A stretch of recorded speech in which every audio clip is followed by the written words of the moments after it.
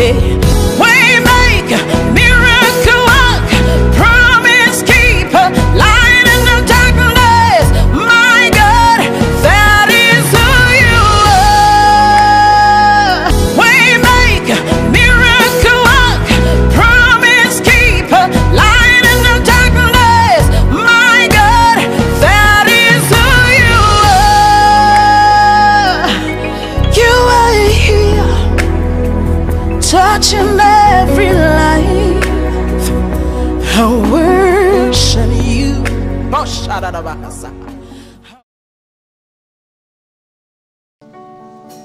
Il y a des moments où tu te décides de t'élever dans nos vies et tu fais des choses qui nous dépassent. Des choses quelquefois, Seigneur, qui bouleversent tous nos calculs. Ce que nous avions projeté, ce que nous pensions faire. Mais toi, tu viens prouver que tu es celui à qui appartient le dernier mot. Nous te disons merci pour cela. Merci pour ta sollicitude envers nous. Ton soutien infaillible, incommensurable. Merci Jésus. Ce matin, une fois de plus, nous voulons ouvrir ta parole. Nous te prions de nous parler, de parler à chacun de nous, de parler à quelqu'un, quelque part dans ce monde qui nous suit à travers les médias, de parler à quelqu'un dans cette assemblée, quelqu'un qui est peut-être venu pour la première fois, qui est là peut-être pour la première fois dans une assemblée. Je prie que tu lui parles, tu parles à chacun de nous. Et que Seigneur, parce que nous allons écouter, que nous puissions t'aimer encore plus et désirer te ressembler davantage. Au nom de Jésus, nous avons prié. Nous disons Amen. Gloire à Dieu. Nous allons nous asseoir. Que le nom du Seigneur soit béni. Merci à notre chorale. La chorale, vous êtes merveilleux. Ça, c'est vraiment l'onction, ma fouta. Acclamons le Seigneur. Ce n'est pas mauvais. Quand les enfants de Dieu s'entendent pour acclamer un autre enfant de Dieu qui fait bien, Dieu n'est pas fâché. Dieu est content. Parce que ça se passe en famille. Amen. Acclamons Dieu pour cela.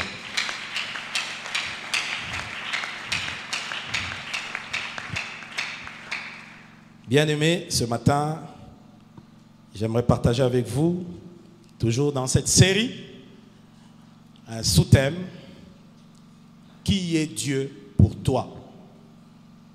Qui est Dieu pour toi? Quel est le concept que tu as de Dieu? Amen.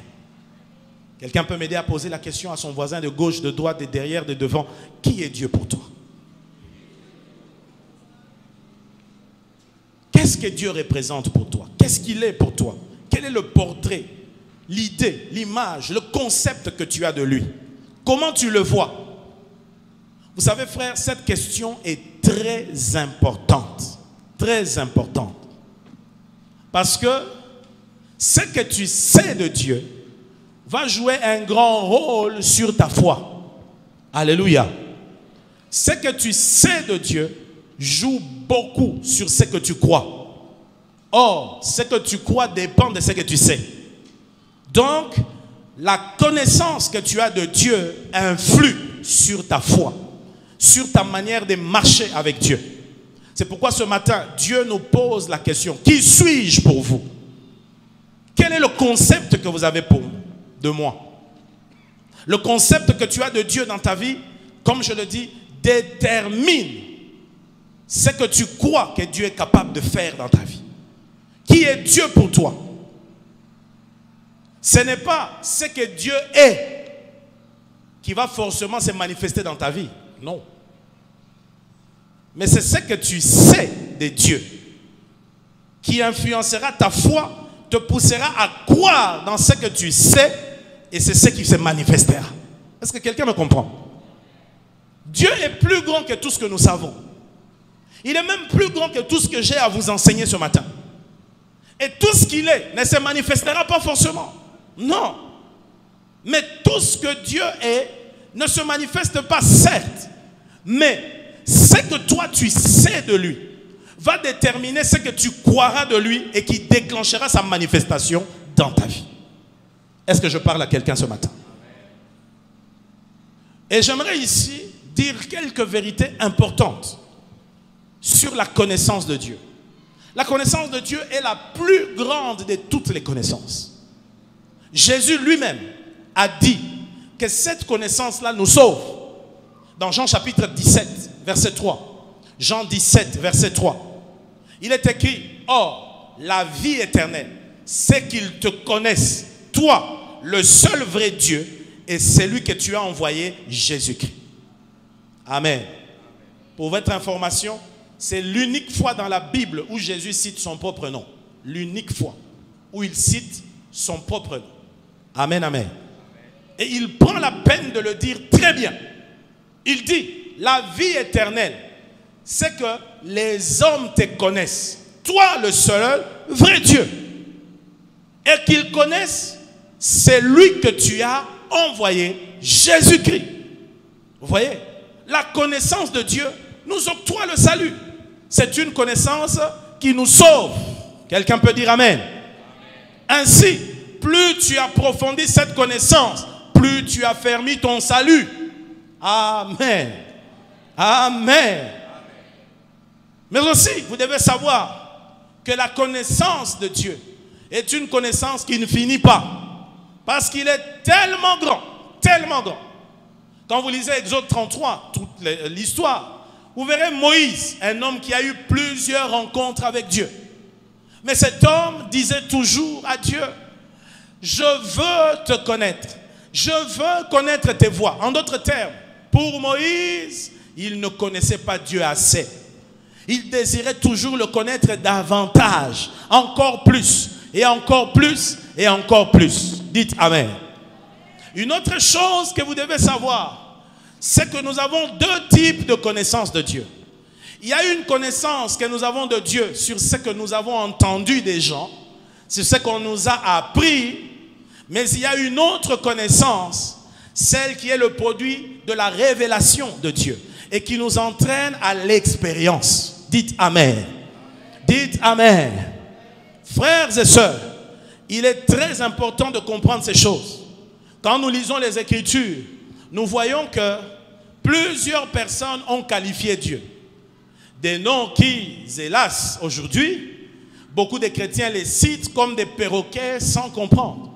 Dans leurs prières, peut-être parce qu'ils entendent les autres le dire.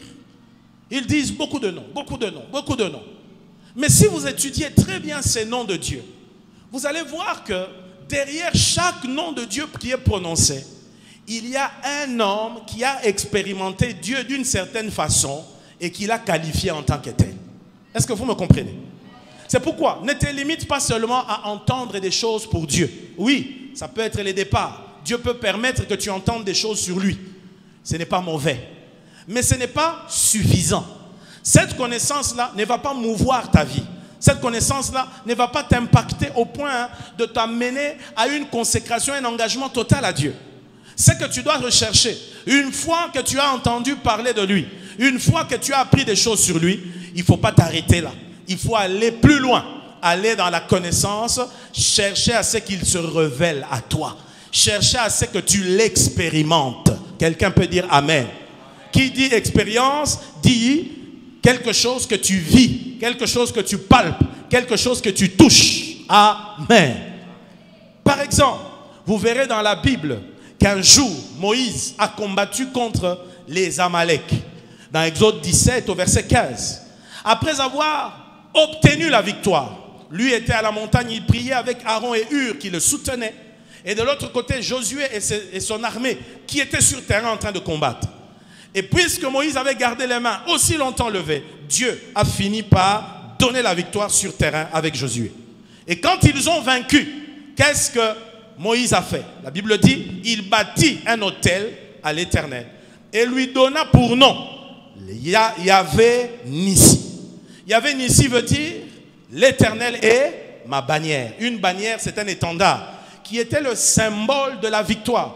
Quand un peuple avait une bannière et la plantait quelque part, ça signifie que le peuple avait vaincu ce territoire, l'avait conquis. Autrement dit, c'était une manière de qualifier la victoire de Dieu. Une victoire dont il n'a pas entendu parler, mais il a expérimenté. Il a même participé à cette victoire. C'est pourquoi il dit, l'Éternel est ma bannière. Mais toi, aujourd'hui, quand tu dis ma bannière, tu ne comprends pas ce que ça signifie. Ça n'a aucune valeur pour toi. C'est pourquoi tu ne dois pas que continuer à dire ma bannière, mais tu dois vivre la victoire de Dieu dans ta vie. Au point que ceci se transforme en une connaissance révélée de Dieu. Et c'est cette connaissance dont la foi se nourrit. Et quand la foi se nourrit de cela, ça va diriger ta vie. Ça va conduire ta vie. Ta manière de concevoir Dieu va changer. Est-ce que quelqu'un peut dire amen? Encore amen très fort. Vous avez l'exemple de David. David sait d'où est-ce que Dieu l'a pris. Il était un tout petit garçon, pauvre, et puis le plus petit de sa famille, méprisé même. Mais voilà que Dieu le prend derrière le troupeau. Il fut un ancien berger. Il a eu à paître les troupeaux. Et David finit un jour par devenir roi. Mais comment? En passant par le désert, la brousse, où il se cachait, fouillant Saül, qui était jaloux de lui, qu'il attaquait avec ses armées, mais n'arrivait pas à la voir parce que Dieu veillait sur lui. Et il voit comment Dieu l'a sauvé à plusieurs fois. Comment Dieu a pourvu à tout ce qu'il fallait à lui et à ses hommes. David arrive à un moment où il dit non, pour moi, tu es Yahvé Roy. C'est-à-dire, l'Éternel est mon berger. Alléluia. Comment il se souvient de cela? Lui-même en tant qu'ancien berger, il voit comment Dieu l'a protégé. Dieu lui a épargné la mort. Dieu a pourvu à la nourriture. Dieu a donné autant de choses. Il dit non, Dieu est un berger. De la même manière, moi j'ai veillé sur mes brebis. Je les nourrissais, je les paissais, je les soignais, je m'occupais d'elles. Dieu aussi fait de même pour nous. Alléluia. Pas parce qu'il l'avait appris, mais parce qu'il l'avait vécu dans sa vie. Je prie Dieu que Yahvé Roy se manifeste dans ta vie. Amen, amen. Que toi aussi tu donnes à Dieu un nom, fruit de la révélation de Dieu dans ta vie. Voilà ce que Dieu veut pour toi. Qui est Dieu pour toi? Qui est-il pour toi? Et cette question doit être clarifiée clairement dans ta vie. Ce matin, je vous propose de nous pencher sur un homme qui nous donne la révélation de Dieu par rapport à lui et qui nous aidera ce matin. Et cet homme, c'est l'apôtre Paul. L'apôtre Paul. Nous allons lire ce matin nous allons prendre le livre de Éphésiens, chapitre 3, du verset 14 à 21. Éphésiens, chapitre 3, verset 14 à 21. Paul nous révèle qui est Dieu. Et c'est sur ça que notre message de ce matin va s'apaisantir. Éphésiens, chapitre 3.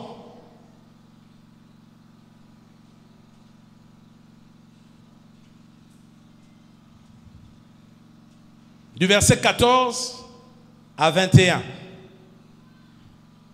Il dit, à cause de cela, je fléchis les genoux devant le Père, duquel tire son nom toute famille dans les cieux et sur la terre, afin qu'il vous donne, selon la richesse de sa gloire, d'être puissamment fortifié par son esprit dans l'homme intérieur, en sorte que Christ habite dans vos cœurs par la foi, et afin qu'étant enraciné et fondé dans l'amour, vous puissiez comprendre avec tous les saints quelle est la largeur, la longueur, la profondeur et la hauteur, et connaître l'amour de Christ qui surpasse toute connaissance, en sorte que vous soyez remplis jusqu'à la plénitude de Dieu. Or, à celui qui peut faire, par la puissance qui agit en nous, infiniment au-delà de tout ce que nous demandons et ou pensons. À lui soit la gloire dans l'Église et en Jésus-Christ, dans toutes les générations, au siècle des siècles. Amen. Vous voyez, tout ça peut sembler être voilé, mais pourtant, c'est une manière pour Paul de nous présenter qui est Dieu. Amen. Amen. Et dans ces textes, nous avons ici 5 représentations de Dieu. 5 révélations de Dieu que Paul nous apporte. 5. Amen, amen. La première, Paul nous révèle Dieu comme en tant que créateur. Dis avec moi, créateur. Créateur. Regardez au verset 15. Il dit, ce Dieu-là, duquel tire son nom toute famille dans les cieux et sur la terre. En d'autres termes, il parle du Créateur. Et si vous lisez le verset 9, vous allez voir qu'il a déjà évoqué cela dans le chapitre. Le verset 9 dit de mettre en lumière quelle est la dispensation du mystère caché de tout temps en Dieu qui a créé toutes choses. En Dieu qui a créé toutes choses. Paul parle de Dieu qui a créé toutes choses. Et c'est ce qu'il essaye de dire ici. Au verset 15, pardon, lorsqu'il dit au verset 15, il parle de ce Dieu duquel tire son nom toute famille dans les cieux et sur la terre. Il veut dire que c'est lui qui a créé toute famille. C'est de lui que toutes choses sont arrivées. Dieu a tout créé. Il est le créateur. Quelqu'un peut dire Amen. Dieu est créateur. C'est-à-dire quoi? Le créateur signifie l'origine de toutes choses. Il est l'origine de toutes choses. C'est de lui que tout vient. Tout vient. Il a créé les astres. Il a créé la terre, les planètes. Il a créé les animaux. Il a créé les plantes. Il a fait les mers. Et quand on parle des familles, il dit même dans les cieux. Dans les cieux, il y a des familles. Des familles des anges, des archanges, des êtres vivants, des 24 vieillards. Alléluia. Il dit tous tirent son nom de lui. C'est lui l'origine de tout. Et ensuite, en créant tout ce qu'il a créé, il vient créer l'homme à la fin de sa création. L'homme qui est la créature supérieure à toutes les autres. Quelqu'un peut dire Amen. Dieu est créateur. Créateur veut dire quoi encore? Créateur veut dire que tout ce qui est, même nous y compris, nous existons par sa volonté. C'est lui qui l'a voulu. Amen, amen. C'est lui qui l'a voulu. C'est lui qui a tout conçu. C'est lui qui a tout fait. S'il y a des hommes sur la terre qui habitent sur la terre, ça vient de Dieu. S'il y a sur la terre des hommes qui se marient, ça vient de Dieu. S'il y a sur la terre des hommes qui fondent des familles en mettant au monde des enfants, ça vient de Dieu. Tout vient de lui. Et ça, c'est la première révélation que tu dois avoir de Dieu. Tu dois comprendre qu'il est à l'origine de toutes choses. Il n'y a rien qui existe sur cette terre ou dans les cieux qui soit venu par hasard. Non. Les scientifiques disent que le monde est le résultat des expériences scientifiques. On parle du Big Bang. Il paraît qu'il y a eu des frottements dans les forces de la nature qui se sont frottés, qui se sont cognés. Ça fait une explosion. Boum! Et c'est de là que le monde est venu. Mais ils ne sont pas capables de nous donner les détails. Par exemple, quand ils en arrivent à l'être humain, ils disent que l'être humain est le produit de l'évolution. C'est fut à l'époque un genre de singe qui a évolué, est devenu homme. C'est pourquoi les singes ressemblent beaucoup aux hommes. Mais ce qu'ils ne nous disent pas, c'est que pourquoi les singes d'aujourd'hui ne deviennent pas des hommes? C'est pour vous dire que la science est limitée. Mais il y a un livre dans ce monde qui nous dit l'origine de toutes choses. Au commencement, Dieu créa les cieux et la terre. Et on nous dit, il créa l'homme et la femme. La Bible nous montre ça. La Bible ne suppose pas comme les scientifiques supposent. Mais la Bible nous dit clairement, le monde a été créé. Et comment? Par sa parole puissante. Ainsi, le Dieu auquel tu appartiens, le Dieu qui s'est révélé à toi, se révèle à toi comme d'abord le créateur de toutes choses. Quelqu'un peut dire Amen. Te concernant, tu es le produit de sa création. Si l'on te prend, on t'emmène en médecine et on t'ouvre le corps humain, on te détaille les choses que Dieu a faites là-dedans, bien-aimé, tu seras abasourdi. Imaginez-vous, l'homme a fait l'ordinateur. L'ordinateur est capable de beaucoup de choses, mais lui-même, l'homme, est supérieur à l'ordinateur. Les scientifiques disent, tout ce qui existe, qui a été inventé par l'homme, n'est que le produit de 10% de sa capacité dans son quotient intellectuel. Mais imaginez les 90 autres. C'est pourquoi l'homme est un chef-d'œuvre de Dieu. Alléluia. Mets un peu ta main sur ton cœur. Regarde comment le cœur bat.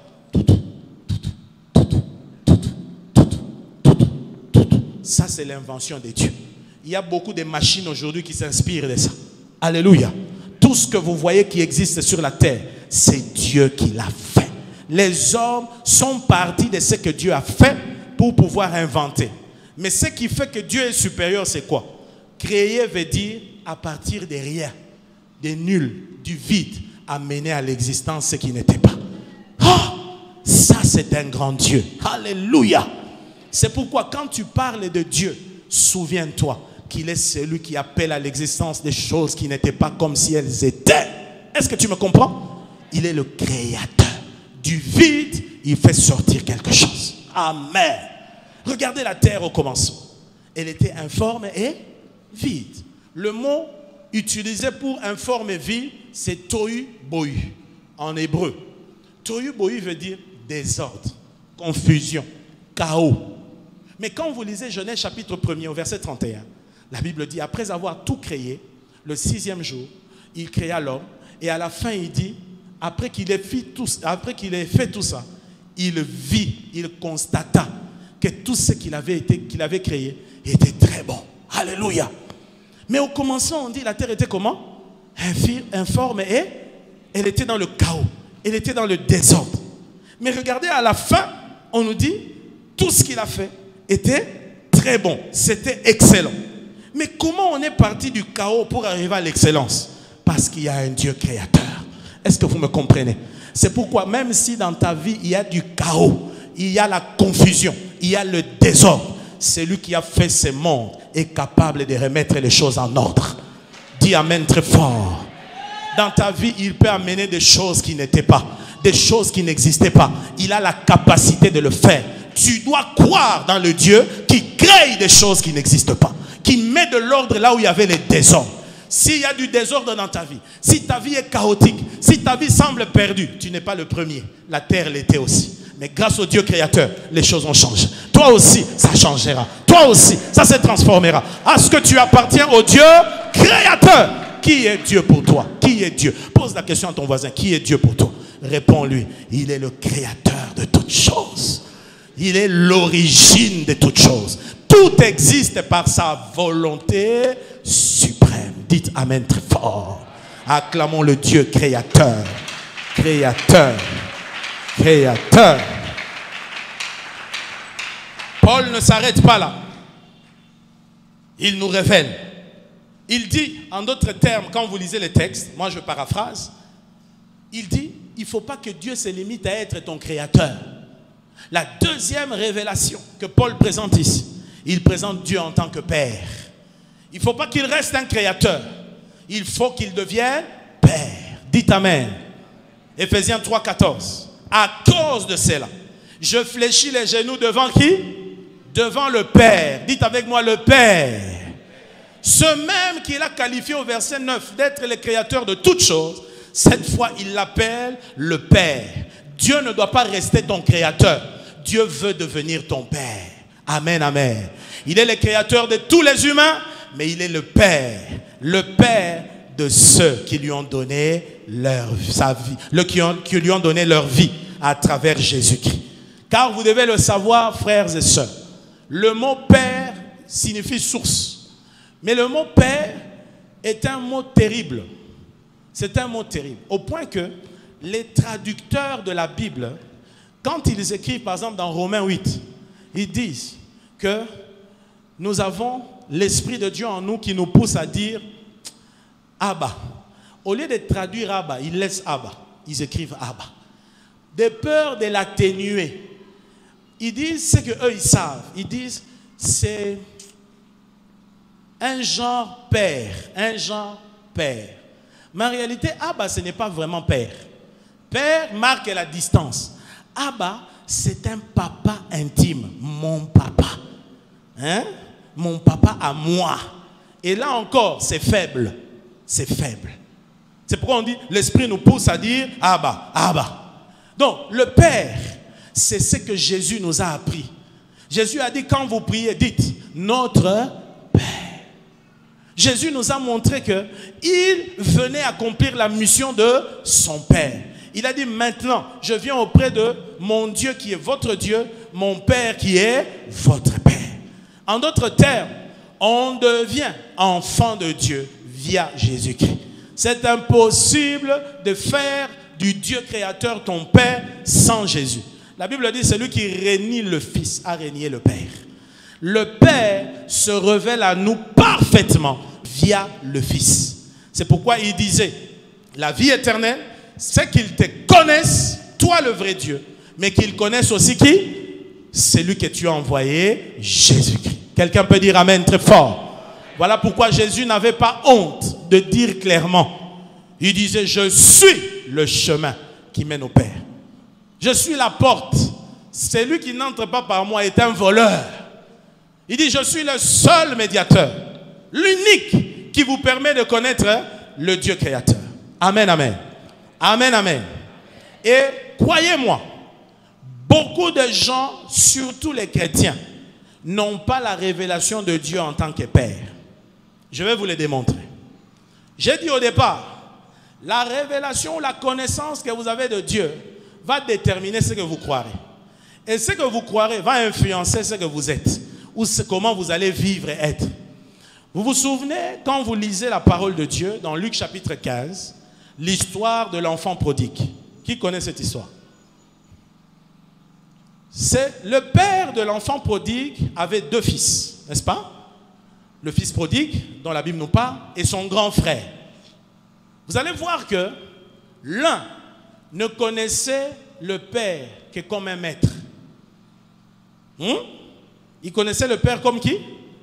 Un maître. Il le servait fidèlement. Il faisait tout ce qu'il voulait. Et ça s'est limité là. Mais le fils, le cadet, il connaissait leur père comme son papa. Son papa à lui. C'est pourquoi même lorsqu'il s'agissait d'aller réclamer l'héritage, l'autre a réagi vraiment comme un enfant qui connaît son père réagit. Vous savez, nos enfants, il y a des moments où ils nous font des caprices. Ah, papa, je veux ça. Ah, papa, tu dis non. Tu dis non. Tu dis non. Tu dis non. Et puis à un moment donné, bon, écoute, on va voir. Ça commence à changer.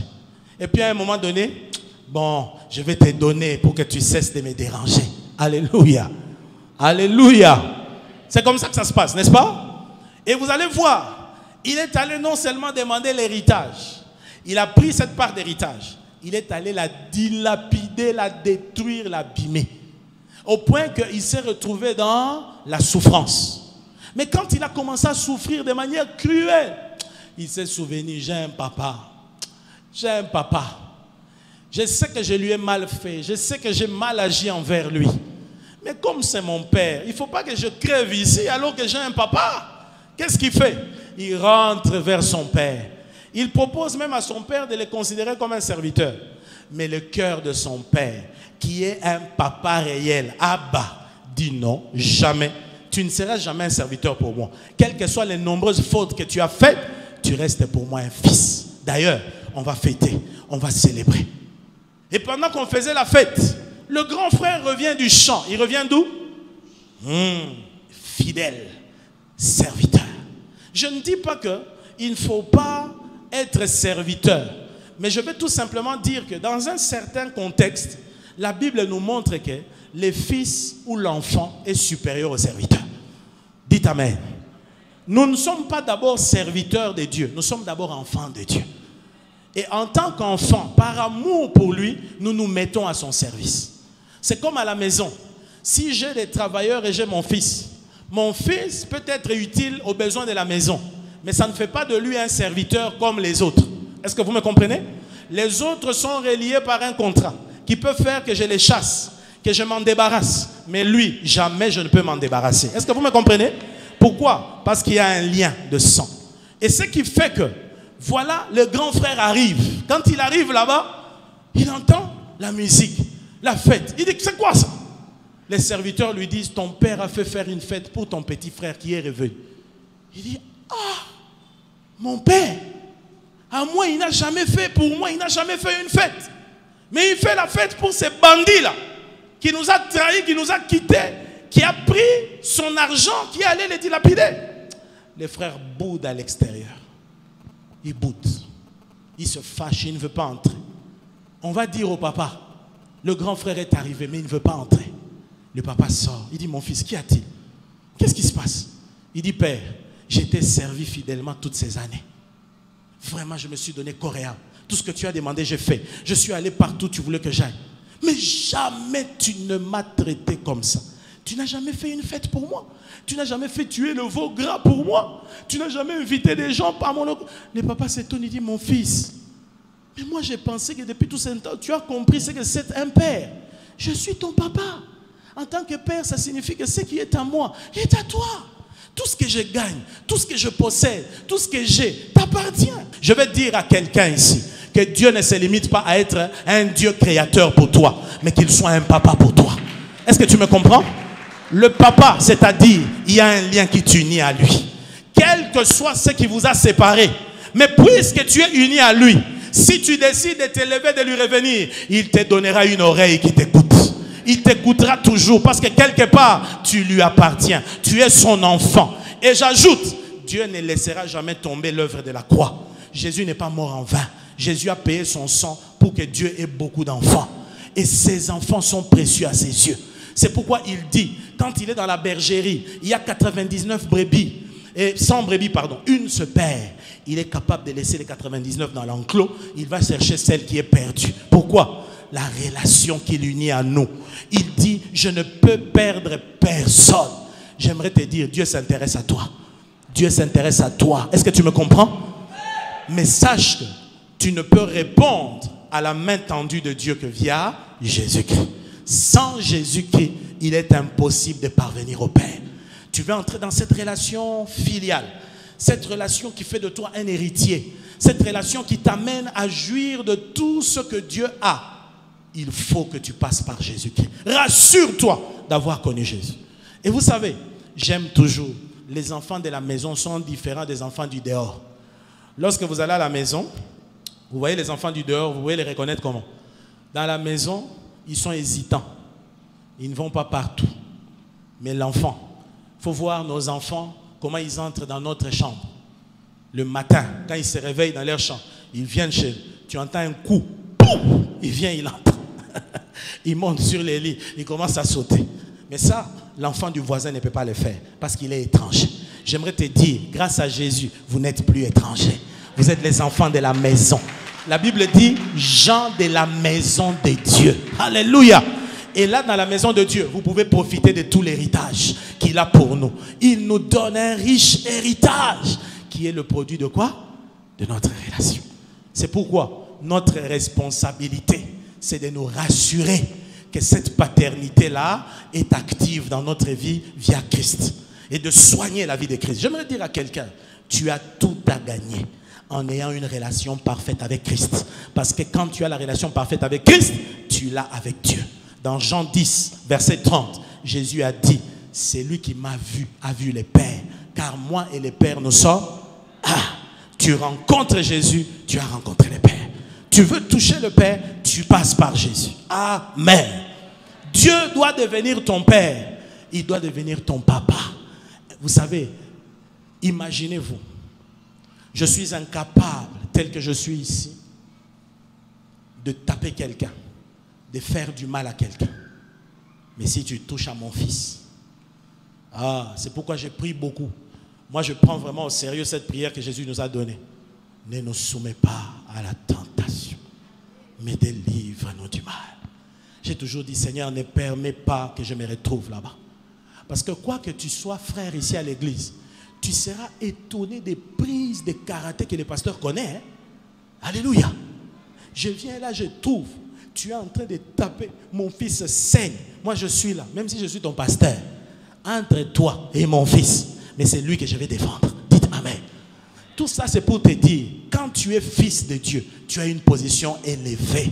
Les fils de Dieu sont supérieurs aux créatures de Dieu. Tous sont créatures de Dieu, mais tous ne sont pas fils de Dieu. Tu veux devenir enfant de Dieu? La clé, Jean chapitre 1, verset 12. À tous ceux qui l'ont reçu, à ceux qui croient en son nom, elle a donné le pouvoir de devenir enfant de Dieu. Savez-vous que cette déclaration a créé des problèmes à Jésus? Amen. Lisez Jean 10, vous allez voir tout le chapitre. Pour avoir appelé Dieu son Père, les gens se sont fâchés. Toi, comment tu peux dire que tu es... Donc tu es un enfant. Et cet enfant, c'est toi. Mais tu blasphèmes. tu blasphèmes. Comment Dieu qui est élevé, qui est grand, qui est puissant, qui est saint, qui n'est pas comme les hommes. Vous savez, dans l'islam, ils ont du mal à comprendre ça. Quand on dit fils de Dieu, fils. Mais Dieu ne peut pas avoir de fils. Mais pourtant, Jésus s'est présenté en tant que fils de Dieu. Et fils de Dieu, chez les Juifs, ça signifie Dieu lui-même. Alléluia. Le fils du roi, c'est le prince, c'est-à-dire quoi? C'est le petit roi. Alléluia. C'est le prochain roi. C'est pourquoi ils ont pris des pierres. Ils ont voulu lapider Jésus parce que Jésus s'est présenté comme le fils du Père. C'est pour te dire que ce n'est pas un titre simplement, mais ça engage beaucoup de choses qui révoltent. Lorsque tu deviens fils de Dieu, tu acquiers une dimension qui est difficile aux hommes de comprendre. Comment un Dieu si grand, si puissant peut avoir une relation particulière avec toi? Comment? Et vous savez, quand on a une relation intime avec quelqu'un, il y a toujours des choses particulières qu'on lui offre. Il y a toujours des choses particulières qu'on lui donne. L'amour que je donne à mon propre enfant, je ne peux pas le donner à n'importe qui. Pourquoi? Il y a un lien là qui ne se dit pas, qui ne s'explique pas, mais qui se vit. De la même manière avec Dieu. Quand tu es fils de Dieu, tu as un lien particulier avec Dieu. Ainsi, bénissons le Seigneur pour Jésus qui a fait de nous des fils de Dieu. Alléluia. C'est pourquoi quand tu reçois Christ, Dieu fait reposer son esprit en toi. Et c'est son esprit qui te garantit ces liens-là. Sur la terre, la chair là, elle est certes vouée à la destruction. Mais toi, en tant qu'être appartenant à Dieu via Jésus-Christ, tu possèdes l'esprit du Dieu Tout-Puissant qui habite en toi. C'est là où Paul réveillait les Corinthiens en leur disant: ne savez-vous pas que vous êtes les temples du Saint-Esprit? Ce sont des déclarations fortes. J'ai essayé d'expliquer ça en semaine ici. C'est trop dur d'accepter des choses comme ça. Trop dur. Vous comprenez ça? Frère, Dieu a un enfant. Et cet enfant, c'est toi. Tu réalises ça? Hein? C'est-à-dire, quand on est fils de quelqu'un, on est le miroir de cette personne. Il y a des gens dans ce monde qui ne connaîtront jamais la fin. Je dis bien qu'ils ne connaîtront jamais. Parce que leurs parents, comme on dit à Lingala, assis à Longanzala. Alléluia. Alléluia. Et oui, Batumusu Bazaba Longanzala. Oui ou non?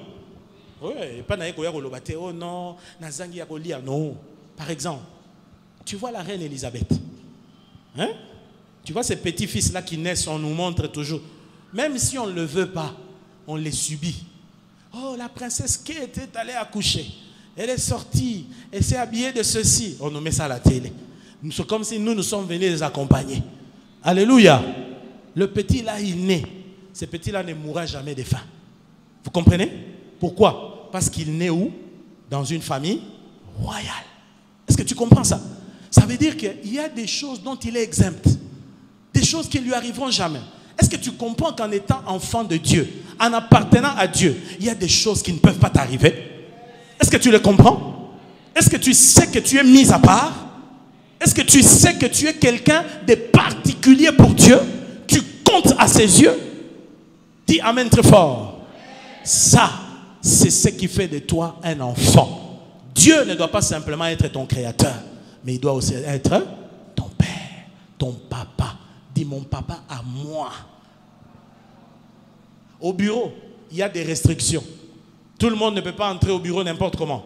Il faut l'audience. Il faut passer par le secrétariat. Il faut les protocoles. Et puis tu entres. Mais mon fils ou ma fille, quand ils entrent au bureau, ils n'ont pas besoin de ça. Je ne sais pas pourquoi ils sont comme ça.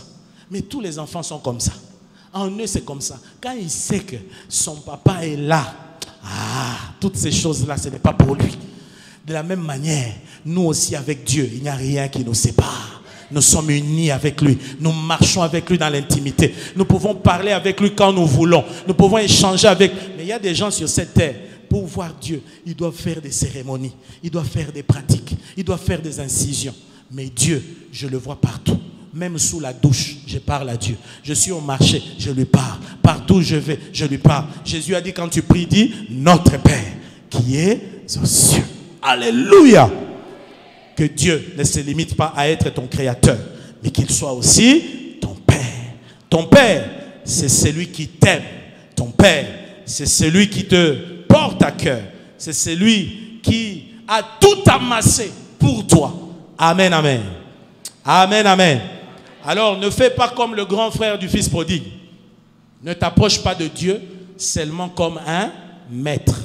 Mais souviens-toi qu'il est ton papa. Est-ce que tu me comprends? Ça fait toute la différence. Vous voyez, nous sommes tous chrétiens. Nous avons reçu Jésus, ainsi de suite, né de nouveau. Mais est-ce que tous, dans la vie chrétienne, nous évoluons de la même manière? Hein? Tous nous évoluons de la même manière? Humainement parlant, nous sommes tous égaux. Mais spirituellement parlant, non. Parce que chacun de nous, la conception qu'il a de Dieu influence sa violence dans la marche chrétienne et qui lui ouvre des accès pour lesquels toi, ces accès-là sont fermés. Tu vois? Il y a des choses, tu n'arrives pas à les posséder auprès de Dieu, pas parce que Dieu ne veut pas te les donner. C'est la connaissance que tu as de Dieu qui te limite. Mais il y a un autre, il s'est converti à peine les mois passés. Mais la façon dont il évolue avec Dieu et la manière dont Dieu se sert de lui fait que sa conception de Dieu est beaucoup plus aiguisée que la tienne. Voilà pourquoi je vous en prie, grandissez dans la connaissance de Dieu. Dites Amen. Grandissez dans la connaissance de Dieu. Ne te laisse pas comme ça dépasser. Rester en arrière. Parce qu'on peut être chrétien et être un chrétien comme ça. Être un chrétien sans vision, sans rêve, sans poursuite dans la chrétienté, sans réalisation. Non, moi je ne veux pas de ce genre de vie chrétienne. Le jour où tu comprendras que celui qui est assis sur ce trône-là et qui gouverne cet univers, c'est ton papa à toi, avec qui tu as accès libre. Bien-aimé, tu commenceras à faire des vagues sur la terre. Tu feras des vagues sur la terre. Est-ce que tu me comprends? Est-ce que tu me comprends? Dis Amen très fort. Dis encore Amen très fort. Amen. Troisième révélation. Pour Paul, ce Père disponibilise tous les moyens pour que nous soyons fortifiés, pour que nous soyons forts. Dans Ephésiens 3, verset 16, il dit, afin qu'il vous donne, selon la richesse de sa gloire, d'être puissamment fortifié par son esprit dans l'homme intérieur. Afin qu'il vous donne, selon la richesse de sa gloire, d'être puissamment fortifié par son esprit dans l'homme intérieur. En d'autres termes, Dieu n'est pas seulement créateur, Dieu n'est pas simplement Père, mais il est aussi pourvoyeur. Dites Amen. Il est pourvoyeur. Et ici, dans la provision qu'il donne, oui, il donne les matériels. Mais moi, je ne m'intéresse pas au matériel ce matin. Moi, je m'intéresse au spirituel. Il pourvoit au spirituel. Pourquoi? Pour que nous soyons puissamment fortifiés. Parce que c'est ça le plus important.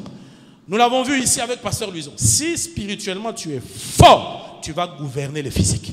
Dites Amen. Dites Amen. Si spirituellement tu es aguerri, tu vas commander le physique. Dites Amen. Je ne pense pas que Élie était un prophète qui était un grand athlète dans son époque. Je ne pense pas. Je ne pense pas que physiquement il avait la capacité de se battre. Parce que même quand il a été menacé par Jézabel, cette reine, il a fui. Dans ma langue maternelle, on dit les remèdes pour le combat, c'est la fuite. Qui s'habille tombé en bango. Élie a fui. Alléluia. Il a fui. Parce qu'il se savait être faible.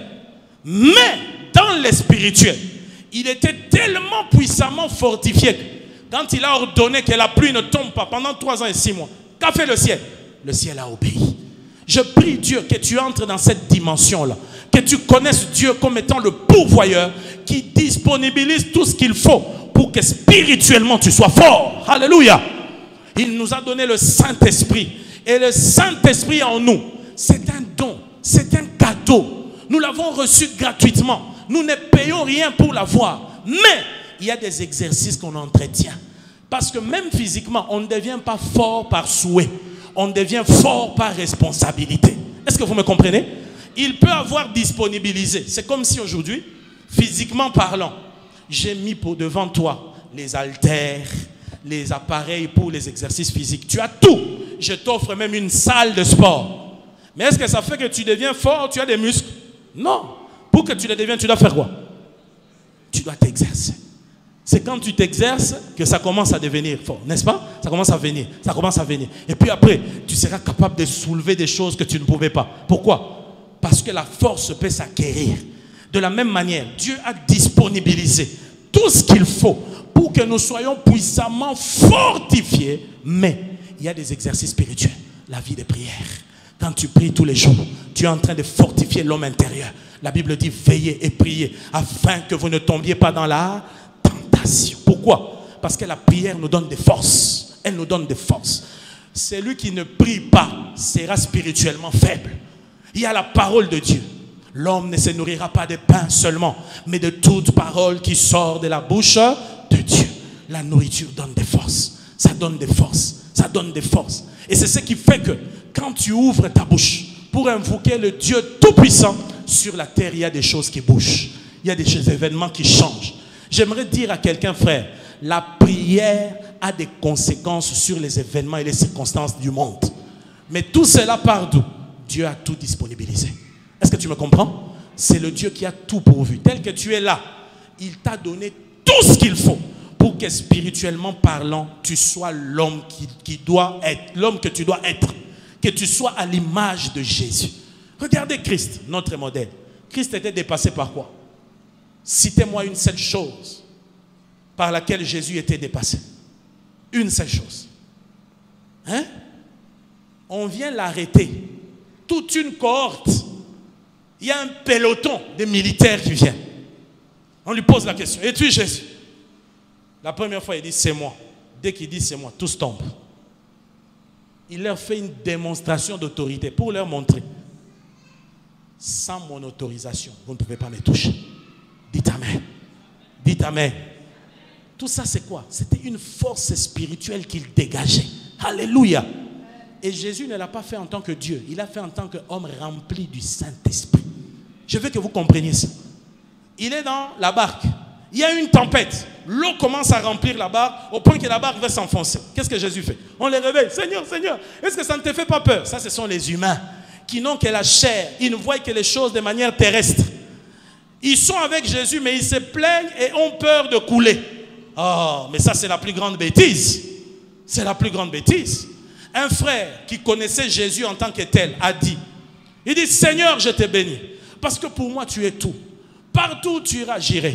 Seigneur, même s'il faut que j'aille en enfer, j'accepte à une condition, que tu y ailles avec moi. Parce que si je pars avec toi, l'enfer deviendra le ciel. Oh, quelle révélation de Dieu. Dites Amen.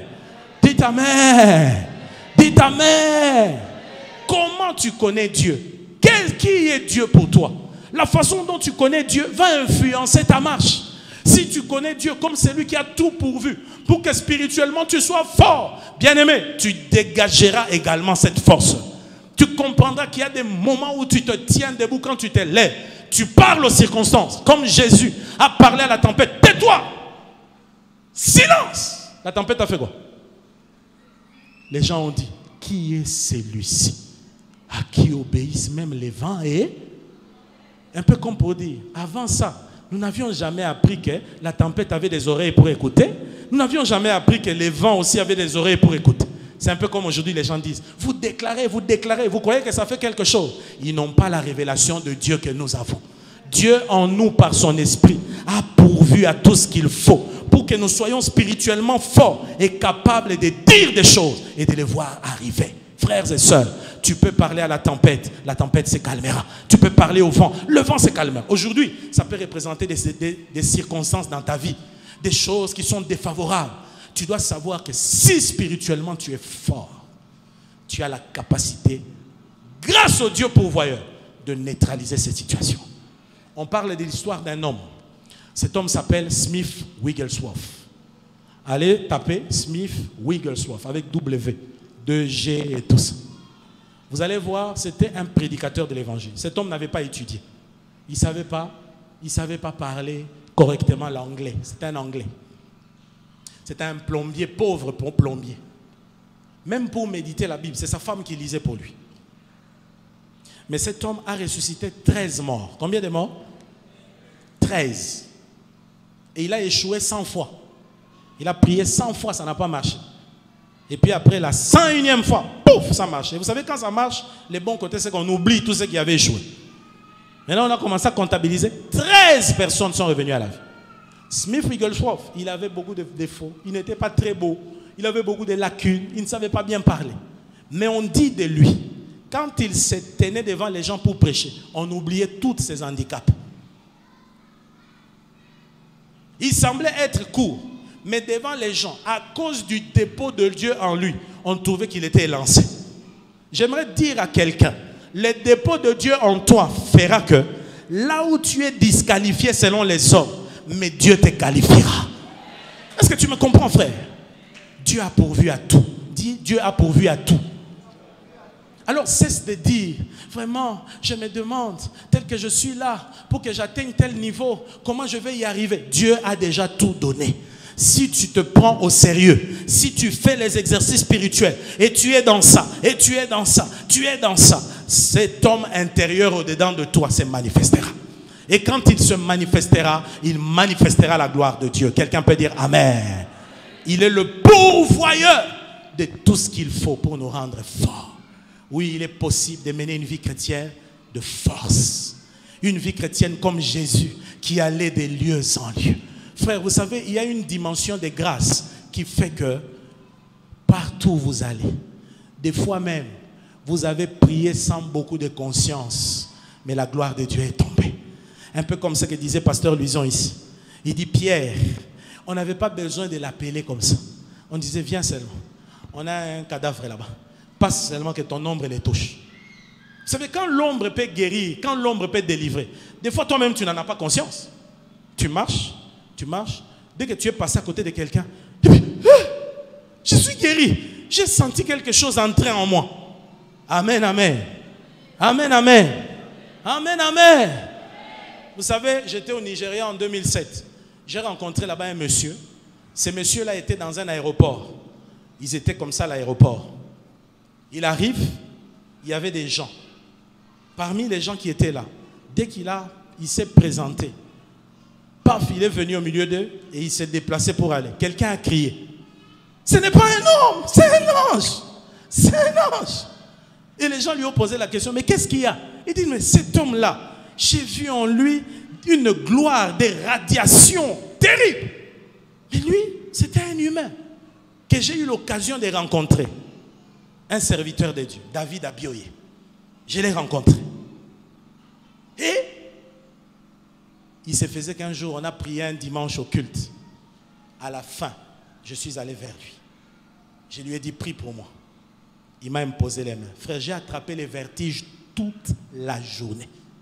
Quand j'essayais de marcher, la terre était... Je ne comprenais pas. Il m'a seulement dit, receive your desire. Reçois ton désir. C'est tout. Il n'a pas fait de longues prières. Non, Seigneur, tu vois, c'est-à-dire... Non. Toute la journée, je n'arrivais pas à m'élever. Je voyais la terre tourner. Je voyais la terre tourner. Et un ami qui était avec moi, qui est de là, m'a dit, pasteur, tu ne sais pas ce qui t'est arrivé. Ce monsieur-là, ce n'est pas n'importe qui. Quand il a commencé à me raconter ses expériences, j'ai dit, ah, je comprends les dépôts que cet homme a. Frère, on peut tous être chrétiens, mais on n'a pas les mêmes niveaux. Je vous dis la vérité, on n'a pas les mêmes niveaux. Tout dépend de la révélation que tu as de Dieu. Quelqu'un peut dire Amen. Que Dieu soit ton pourvoyeur au nom de Jésus. J'ai dit que Dieu soit ton pourvoyeur au nom de Jésus. Que Dieu soit ton pourvoyeur. Amen. Il met tout à côté de toi. Et que dire des matériels? Je ne vais pas parler du matériel. Je ne vais pas parler du matériel. Vous savez, hier, on a expérimenté un miracle. Je l'ai raconté à un ami pasteur. Il a crié. Il dit, ah! Ezalaka! Tout dans l'année. Mais Ndimanga, quand je te dis que Nzamba pourvoyeur. Je te dis seulement, Dieu ne me permet pas de te dire ça maintenant. Mais dis-moi, on a besoin que Nzamba pourvoyeur. Alléluia! Alléluia! Que Dieu soit béni. Paul nous montre une 4e révélation. On va aller vite pour terminer. Paul nous montre une 4e révélation de Dieu. Il dit au verset 18, que vous puissiez comprendre avec tous les saints quelle est la largeur, la longueur, la profondeur et la hauteur. Verset 19. Et connaître l'amour de Christ qui surpasse toute connaissance. Est-ce qu'on peut dire amen? Il prie pour que le Père nous révèle son amour. C'est un Dieu d'amour. Alléluia. C'est un Dieu d'amour. Dis avec moi, un Dieu d'amour. Son amour est long. Son amour est haut. Son amour est large. Alléluia. C'est un grand amour. L'amour de Dieu nous dépassera toujours. Nous ne l'aurons jamais compris. Je viens te parler à toi, surtout africain. Nous, quand on nous parle du Père, nous ne voyons qu'un Père fouettard. Parce que la plupart de nos papas nous fouettaient. La plupart de nos papas nous tapaient. Les papas en Afrique, ce sont des papas méchants. Quand il revient le soir après le travail, tu vois un enfant s'approcher de lui, il dit « Yo !» Alléluia. J'ai un ami, il était fils d'un général. Ce général-là, quand il arrivait, tous les enfants fouillaient. Ils allaient se cacher. Et il dit, un jour, il s'est dit, mais c'est quand même mon père. C'est pas normal. Nous ne sommes pas ces militaires. Comment? On doit être toujours au garde à vous. On doit fuir, on a peur, ainsi de suite. Il dit, aujourd'hui, moi, je vais l'attendre. Il attendait au salon. Les papas entraient là-bas, gardez-vous. Vous voyez les généraux à l'époque du deuxième régime. C'est avec des fanfares, dès qu'ils l'entrent. Garde, portez, mon général, votre garde est rangée pour vous rendre les honneurs, Dieu à votre rang. Tous les enfants dans la maison fouillent. Hey, papa est là, papa est là, papa. Il entre au salon. Il voit son fils qui l'attendait assis. Bonjour, papa. Il dit, toi, tu n'as pas fouillé, toi? Il dit, non. Il dit, comment? Il dit, non, papa, je t'attendais. Aujourd'hui, je vais manger avec toi. Ah! Vous savez que c'était le seul fils qui mangeait avec son père. Le papa a apprécié ce courage-là. Alléluia. Et grâce à lui, tous ses frères ont dit, hey, papa, au-delà, il y a un aspect qui soda. Il y a un côté humain, il y a un côté d'amour. J'aimerais dire à quelqu'un, le Dieu que tu sers, celui pour qui tu as peur, oh, il va te frapper, il va faire ceci, il va te juger. C'est d'abord un Dieu qui t'aime. La Bible dit dans Jean 3,16, car Dieu a tant aimé. Dis avec moi, tant aimé. Non, il n'a pas aimé. Il a tant aimé. Il a tellement aimé. Son amour est large. Son amour est comment? Large. Il a un grand amour. Dieu t'a tant aimé qu'il a donné son Fils unique, afin que quiconque croit en lui ne périsse point, mais qu'il ait la vie éternelle. J'aimerais te dire que Dieu n'aime pas comme les hommes aiment. Dieu a un amour au-delà de l'amour humain. Nous nous aimons les autres quand ils nous ressemblent. Nous nous aimons les autres selon qu'ils se conduisent de manière qui nous convienne. Nous nous aimons les autres parce qu'on a des critères. Ah, je sens qu'il sent bien. C'est un garçon qui a l'allure de Sylvester Stallone. Je m'approche de lui, je fais ceci. Mais Dieu, son amour dépasse toutes ces choses-là. Dieu n'a pas attendu que tu sois parfait pour t'aimer. Même quand tu étais dans les péchés, dans la crasse, dans la prostitution, dans les fétiches, son amour était sur toi. C'est ce qui fait que Dieu nous étonne. Tu vois une prostituée, mais Dieu l'aime. Hein? Mais nous, Église, nous disons, regardez cette fille, elle est ceci, elle est comme ça, mais Dieu l'aime. Dieu aime la prostituée. Alléluia. Mais il n'aime pas la prostitution. Dieu aime le magicien. Dieu aime le sorcier. Regardez nous les Africains, comment on se comporte. C'est pourquoi Dieu, il ne les révèle plus aux humains. Parce que toi, si on te révèle que le petit cousin là, qui est chez vous à la maison là, qui est venu du village, il est sorcier, tu vas le maltraiter.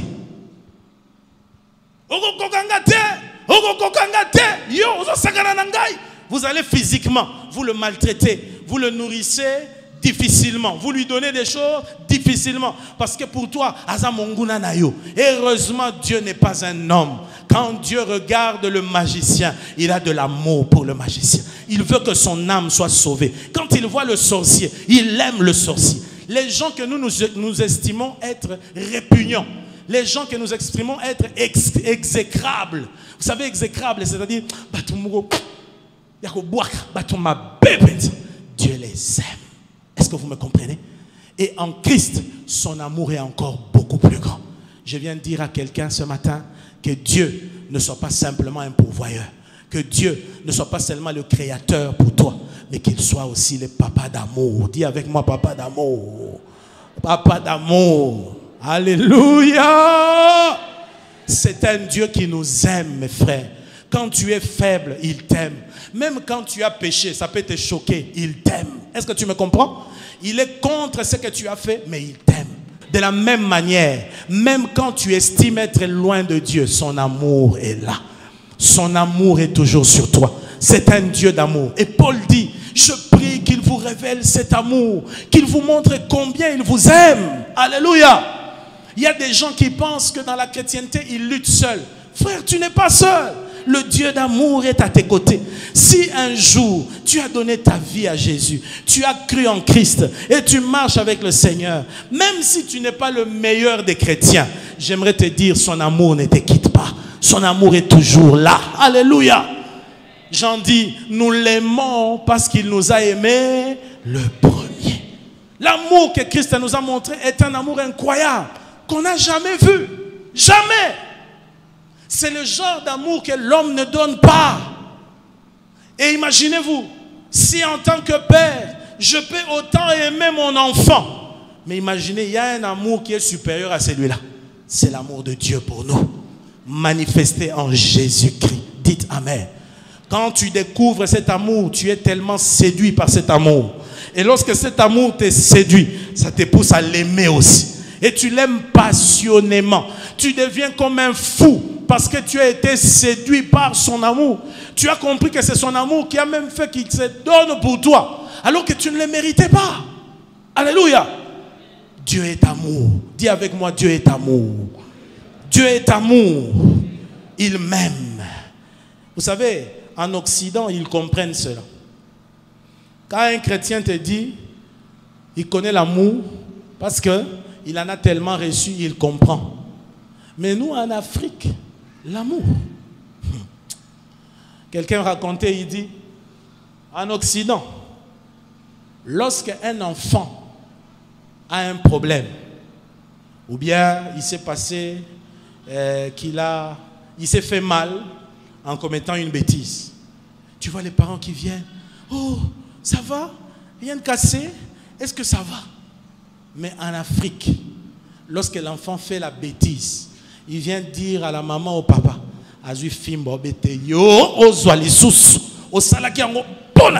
alléluia. Pourtant, on les aime. Mais on a une façon pour nous d'exprimer l'amour.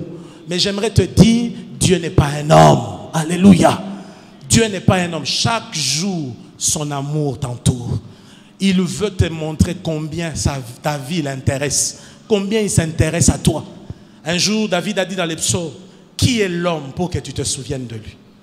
Qui est l'homme pour que toi, un si grand Dieu, tellement grand, tu t'intéresses à un homme qui est comme de la poussière? J'aimerais te dire, Dieu pense à toi. Dieu pense à toi. Est-ce que tu sais que Dieu pense à toi? Est-ce que tu sais qu'il a des cadeaux pour toi? Est-ce que tu sais qu'il a des surprises pour toi? Est-ce que tu sais qu'il a prévu des fêtes pour toi? Et je prie Dieu que tu entres dans ta saison de fêtes. Je prie Dieu que tu sortes ce matin avec des cadeaux de Seigneur. Les cadeaux de Dieu sont comment? Ils sont de multiformes. Tu peux être ici au culte, tu avais une circonstance importante, mais tu rentres seulement à la maison. Ce jour-là, le ciel ne sera peut-être pas rouge, mais ça sera aussi ordinaire. Mais tu arrives seulement à la maison, on te dit que le truc là même pour lequel tu priais, tu avais oublié. Mais cela est arrivé. Pourquoi? Il pense à toi. Quand vous lisez la Bible, j'aime le texte, dans Genèse 8, verset 1er, on dit l'Éternel se souvint de Noé. Alléluia. Quand vous lisez aussi dans 1 Samuel, on nous dit l'Éternel se souvint de Anne. Il se souvint. Noé a passé là-dedans 150 jours.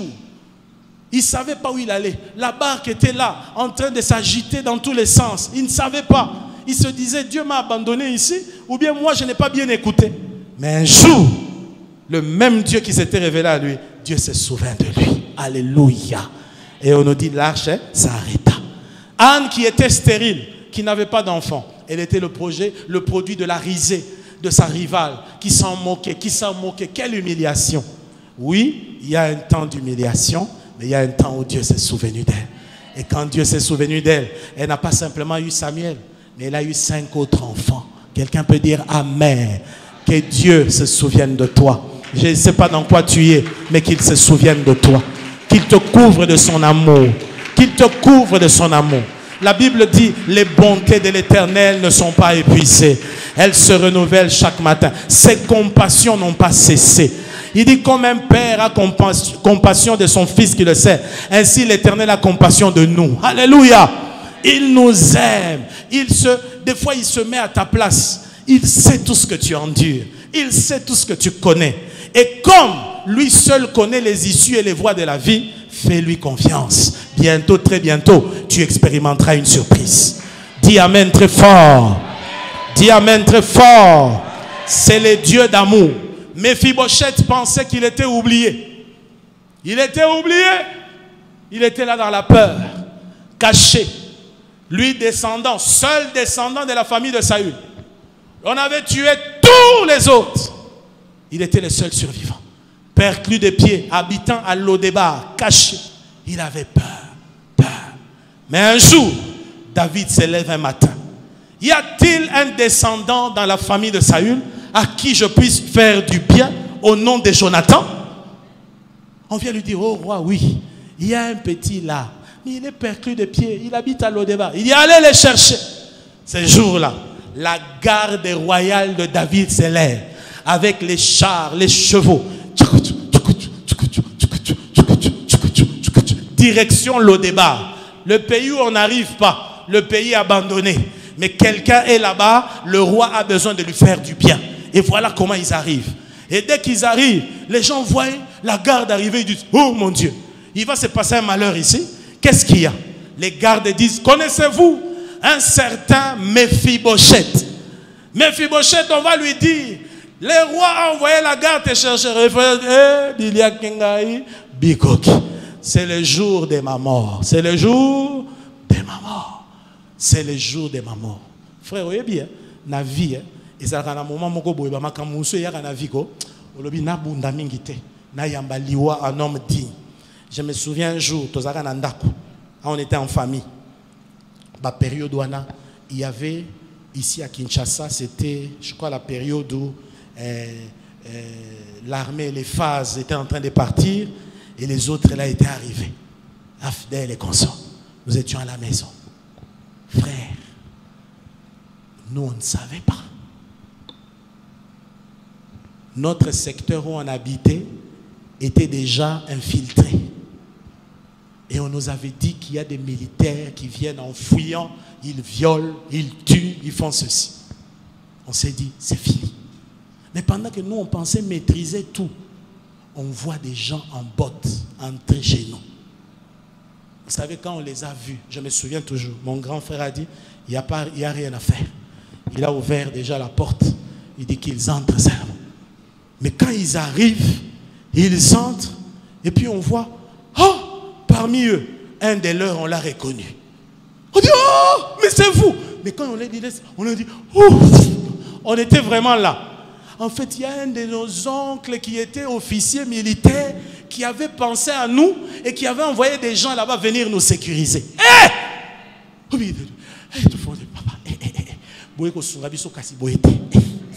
Parce que tout le monde a qui déjà les rois. Alléluia. J'aimerais dire à quelqu'un, comme Mephibosheth, pendant que tu as peur, tu as peur, tu as peur, ma vie est arrivée au bout. Il y a un Dieu dans les cieux qui pense à toi, qui t'aime. C'est Dieu la t'aime, c'est Dieu la t'aime. Toi tu penses que cette armée qui vient, elle est pour la mort. Mais cette armée vient en paix, elle vient pour le bonheur. Lorsqu'on arrive, on dit, Mephibosheth, présente-toi. Mephibosheth s'éjette. Qui suis-je moi, un chien mort? Qui suis-je? On dit, non Mephibosheth, ce n'est pas pour te faire du mal. Le roi t'appelle pour manger à sa table. Ah! Incroyable! Là où la mort était méritée pour lui, au lieu de la mort, mais c'est la grâce. Il va s'asseoir à la table du roi. Et désormais, quand il arrive, le roi lui dit, Mephibosheth, j'aimerais te faire du bien à cause de Jonathan, ton papa. J'ai une alliance avec Jonathan. Quand j'étais encore au maquis, Jonathan m'a soutenu.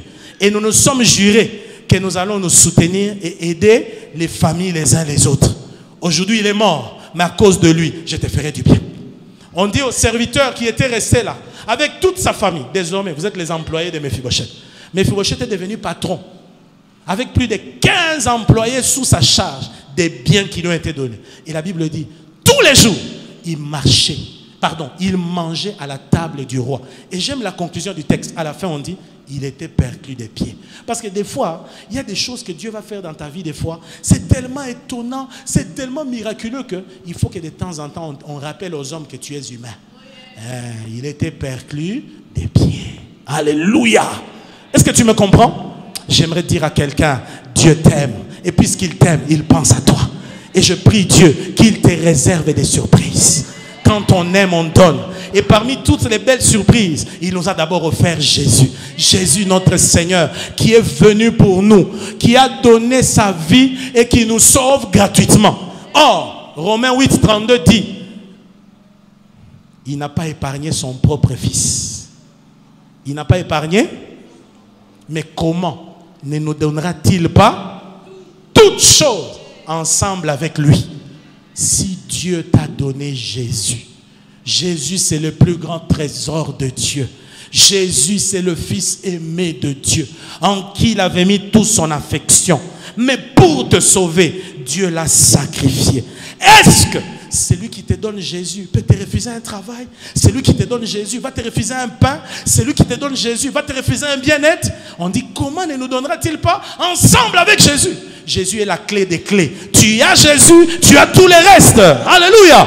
C'est pourquoi, crois-moi, puisqu'il t'a montré l'amour suprême en Christ, sache que pour un pain, Dieu ne réunira pas son amour dans ta vie.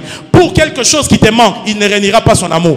Ainsi, ne dis jamais, ne dis jamais, est-ce que Dieu m'aime? Je n'arrive pas à trouver du travail. Je n'arrive pas à trouver de quoi mettre sur la dent. J'ai l'impression que Dieu ne m'aime pas. Non! Il t'a déjà aimé en déployant le comble de son amour à la croix. S'il a donné Jésus, c'est l'amour suprême. Et à cause de Jésus, nous ne devons plus jamais douter de l'amour de Dieu. Est-ce que je parle à quelqu'un? S'il t'a donné Jésus, il ne peut pas te refuser du pain. Il ne peut pas te refuser un 10 $. Il ne peut pas te refuser je ne sais pas moi quoi. Les choses de cette terre. Dieu t'aime d'un amour suprême. Est-ce que tu me comprends? Je veux que tu marches désormais avec les torses bombés. Dieu m'aime. Tape le torse. Dis, il m'aime. Il m'aime. Il m'aime. Il me connaît. Il m'appelle par mon nom. La Bible dit, lorsqu'un seul cheveu tombe de ma tête, il est au courant. Est-ce que ton coiffeur sait combien de cheveux sont tombés de ta tête? Mais lui, il est au courant. Pourquoi? Il s'intéresse à toi même dans les détails. Dans les détails. Un ami me disait, il dit, Dieu s'occupe de nous même dans les détails. Il dit un jour, il était à Matadi. Il dit, je souffrais trop. Ma papa nangai, vraiment, ma papa visible. Il dit, nazuli papa sika. Na lobby, il n'avait pas de chaussures. Il allait prêcher avec les lagons. Nous connaissons les lagons.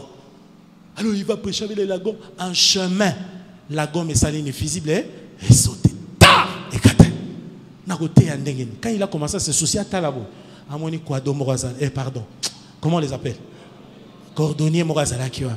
Et il a dit dans cette épreuve-là, lobby, vous comprendre que nous avons même dans les détails. Donc, à sali que cordonnier, pas lobby, nous avons compris que nous avons avant. J'aimerais te dire qu'il n'est pas seulement le Dieu des grandes choses, mais c'est aussi le Dieu des petites choses. C'est vrai. C'est vrai.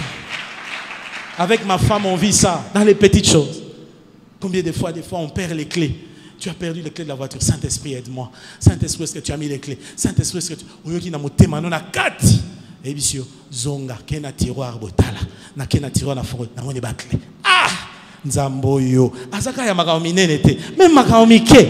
Bolingwa Nzambe. Yango Paul a dit, qui nous séparera de l'amour de Christ? Serait-ce la faim? Serait-ce la tribulation? Serait-ce l'épée? Serait-ce le manque? Il dit rien. Dans toutes ces choses, nous sommes plus que vainqueurs par celui qui nous a aimés. Tu sais, la conscience que tu as d'un Dieu d'amour, lorsque ça domine en toi, cet amour de Dieu, bien aimé, ça dominera sur toutes les épreuves de la vie. On peut venir te raconter tout ce qu'on veut, mais toi tu connais l'amour qu'il a pour toi. Alléluia. C'est comme dans une relation. Tu as ta femme avec toi ou ton mari. Les gens viennent te raconter des choses. On a vu ton mari, il a fait. Mais toi, tu sais comment il t'aime. Toi, tu sais comment il te porte à cœur. Tu n'y croiras pas. Mais quand bien même lui trahirait, Dieu ne peut pas trahir. Dieu ne peut pas régner. Dieu a un amour supérieur. Et c'est un Dieu fidèle. Dites amen. Et pour terminer, dernière révélation. La dernière révélation que Paul nous présente ici. La dernière. Paul nous présente ce Père qui est à mesure de tout faire. De tout faire. C'est-à-dire, il est tout puissant. Il est tout puissant. Éphésiens 3:20. Or, à celui qui peut faire. Dites qui peut faire. Par la puissance qui agit en nous. Infiniment au-delà de tout ce que nous demandons ou pensons. Il peut faire. Il peut faire. Il est capable. God is able. Nzamba azana makoki. Alléluia. Il a la capacité. Quelqu'un disait, il a les moyens de sa politique. Nzambe. Nzamba azara démagogue te. Il ne va pas dire, ah ouais, toko chaboye, toko salaboye, et puis à salité, comme les politiques. Mais Nzambe, quand il regarde la mer, il te dit, tu vas passer ici. Même si ce n'est pas encore ouvert, crois. Il a les moyens de sa politique. Il a la capacité de ce qu'il dit. La Bible dit, c'est que sa bouche proclame, sa main droite l'accomplit. J'aimerais dire à quelqu'un que Dieu est capable de tout. Regarde dans l'Ancien Testament. Lorsque tu lis l'histoire de Daniel et de ses 3 compagnons, particulièrement de Meshach, Shadrach et Abednego. Regarde. Regarde comment Dieu a montré sa toute-puissance. On les a jetés dans le feu. Mais est-ce que le feu les a consumés? Non. Parce qu'il y a un Dieu qui peut faire. Il est capable. Ils sont sortis de là avec un témoignage. Au point que ces rois païens ont reconnu le Dieu de Shadrach, de Meshach et d'Abednego et a commencé à adorer le Dieu unique. Je crois que la capacité de Dieu, lorsque tu en as conscience, elle se manifestera dans ta vie et fera que les païens vont reconnaître que le Dieu que tu invoques est un Dieu capable. Dites amen. Regardez comment il a libéré Israël de l'Égypte. Parce qu'il peut faire. Il a dit à Moïse, fais sortir le peuple. Partez. Ils arrivent, ils voient la mer devant. Derrière l'armée de Pharaon qui les suit. Ils disent, Moïse, mais tu t'es trompé? Moïse, tu aurais dû nous laisser. Regarde Pharaon et son armée. Il dit, gardez silence. Pourquoi vous murmurez? Regardez et voyez la délivrance. Regardez, l'Éternel va combattre pour vous. Mais ils disent, Moïse, tu dis, il va combattre. Mais regarde, ces gens-là sont là. Regarde les batailles là. Ainsi de suite. Ils s'approchent, ils viennent. Mais quand ils lèvent la verge, Dieu souffle sur les eaux. Les eaux se lèvent en 2 colonnes de murailles. Du jamais vu. Aquarium et Kosa. Alléluia. Il passe à sec. Il passe à sec. Il traverse. Et quand bien même ils arrivent, ils voient l'armée de Pharaon qui... Il dit, Moïse, Dieu a certes ouvert, mais regarde, il vient. Moïse dit, non, continue à avancer. La Bible dit, dès que le dernier a enlevé les pieds dans l'eau, la Bible déclare, les eaux sont revenues. Les roues de l'arme des chars se sont défaites. Ils se sont retrouvés incapables de fuir, pris dans l'eau. Toute l'armée de Pharaon a été engloutie. Ils sont passés de l'autre côté. Ils ont chanté. L'Éternel est tout puissant. L'Éternel est tout puissant. L'Éternel est tout puissant. L'Éternel est tout puissant. Quelqu'un peut dire amen. Une expérience vécue. Paul a dit, je prie que votre foi ne soit fondée ni sur la philosophie des hommes, ni sur les connaissances humaines, mais sur la puissance de Dieu, sur la capacité de Dieu d'agir. J'aimerais dire à quelqu'un, Dieu est capable de tout. Il n'y a rien qui peut l'empêcher de faire quoi que ce soit. Il a donné un enfant à une femme qui avait 90 ans. Est-ce que Soyoka Makamaboye? Osoyokango? Monsieur Azaki na projet robot. Abosana! Tala, ils ont la Bible. Ils ont la Bible. Et la Bible dit, c'est par la foi que Sarah fut rendue capable de concevoir. Donc Sarah avait la foi. Et la foi lui a donné des capacités. D'où venaient ces capacités? De Dieu. Dites amen. Dites amen. Toi tu es malade, tu murmures sur Dieu. Tu murmures, je suis malade, je suis malade, je suis malade. Mais celui devant qui tu murmures, il a ramené un mort qui était mort depuis 4 jours, qui pourrissait. Il était déjà en décomposition. Hein? Azo s'est décomposé, n'est-ce pas? Azo s'est décomposé. Azo s'est décomposé. Quelqu'un a dit, quand Jésus s'est tenu devant la tombe de Lazare, heureusement qu'il a dit, Lazare sort. S'il avait dit, mort, sortez. Bah, Metouchéla, bah, Noé, bah, Enoch, pardon, j'allais dire, bah, oh, bah, Nani, ceux qui, bah, Nani, bah, tout le monde, les Abraham, les autres, ils allaient revenir parce qu'il en a la capacité. Heureusement, il a précisé, Lazare. J'imagine, toutes les parties décomposées là, ont commencé à se récomposer. Papa, Motabini, aïe, il est capable. C'est un Dieu qui peut faire. Dis avec moi, il peut faire.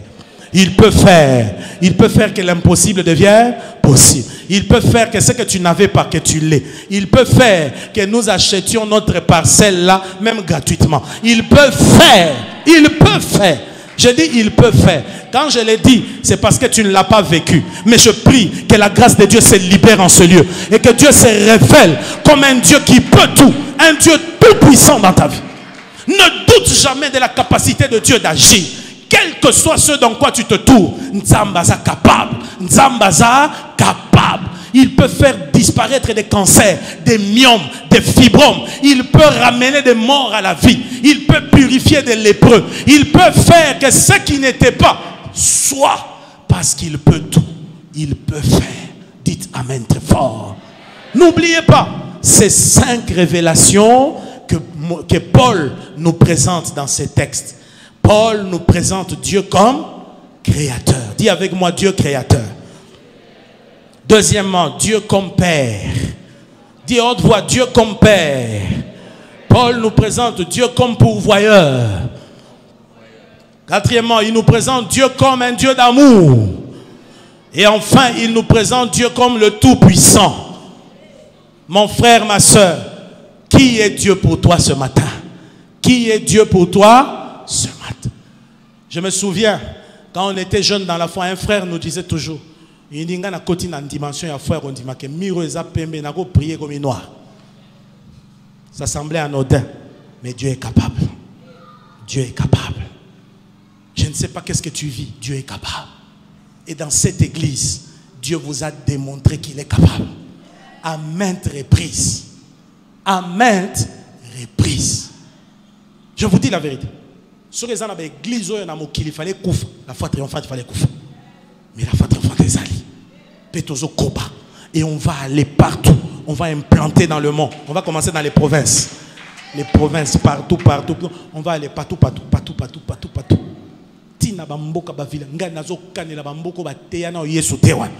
On va entrer dans les villages. C'est pourquoi suivez les infos très bien. Si vous apprenez un nouveau nom, venez me dire. On va étudier la ville. Oh, mboka moko babengi tingi tingi. Toluka tingi tingi zakantingi. Son peuple est comment? On va étudier. On arrivera. On arrivera. Alléluia. Oh non, les territoires des, je ne sais pas moi, Malembankulu. On va arriver. On va arriver, frère. À moins que Jésus ne revienne. Alléluia. Mais même si moi, Dieu me prenait aujourd'hui, je vous prie, continuez, continuez, continuez. Parce que nous prions un Dieu qui est capable de tout. C'est pourquoi quand tu es dans les besoins, ne calcule jamais avec ta poche. Mais regarde à la richesse infinie de Dieu. J'ai appris avec Dieu qu'on peut faire des projets dont soi-même, on n'a pas l'argent. Là, on doit faire un projet de 2 millions de dollars et tout ça. Mais toi-même, tu n'en as pas. Mais comment tu vas avoir? Il peut faire. Il peut faire. Que Dieu vous bénisse. Ce que tu sais de Dieu. Ce que tu sais de Dieu va déterminer ce que tu croiras. Et ce que tu croiras déterminera ce que tu auras. Ce que tu croiras déterminera la manifestation de Dieu dans ta vie. Qui est Dieu pour toi? Lèvons-nous, frères et sœurs. On va prier. On va prier.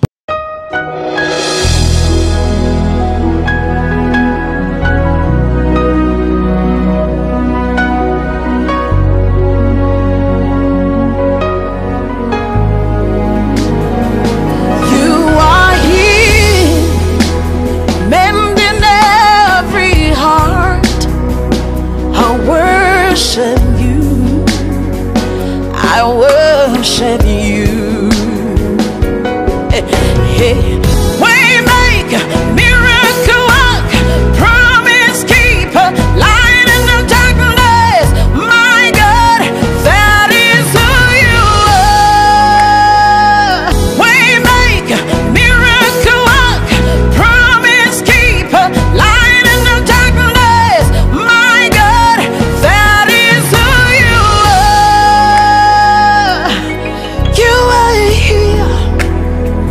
touching every life. I worship you.